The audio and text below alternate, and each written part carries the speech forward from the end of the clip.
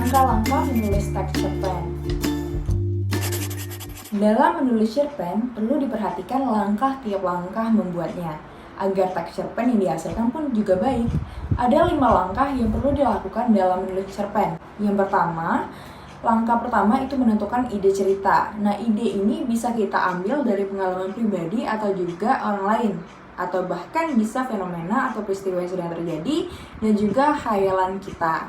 Lalu yang kedua, tahapan berikutnya itu membuat kerangka karangan cerpen. Setelah kita mendapat ide, kita tulislah ke dalam kerangka itu berdasarkan dan juga memperhatikan struktur dari teks cerpen yang telah kita bahas di video ketiga. Lalu yang tahapan berikutnya, tahapan ketiga, setelah kita menuliskan kerangkanya, kerangka tersebut dikembangkan menjadi cerita utuh. Nah, pengembangan cerita ini perlu memperhatikan unsur intrinsik dan juga unsur ekstrinsiknya, seperti memasukkan nilai-nilai kehidupan. Lalu yang keempat, tahapan keempat ini memberi judul pada karangan. Setelah cerita kita menjadi cerita yang utuh, kita tentukan judul apa yang paling menarik dan paling cocok dengan cerita yang telah kita buat. Lalu yang terakhir, langkah terakhir itu memeriksa kembali dan memperbaiki. Nah, pada tahapan ini kita perlu membaca ulang teks yang telah kita tulis.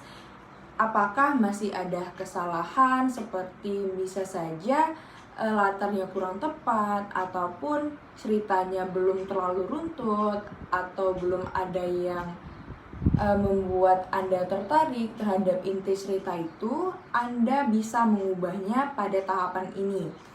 Nah, selain Anda mengoreksinya sendiri, Anda juga bisa meminta teman sejawat Anda untuk membaca dan memeriksa kembali cerita Anda. Adakah perlu masukan dari cerita yang telah Anda buat itu? Nah, baiklah, itu saja 5 tahapan yang perlu diperhatikan dalam menulis cerita pendek.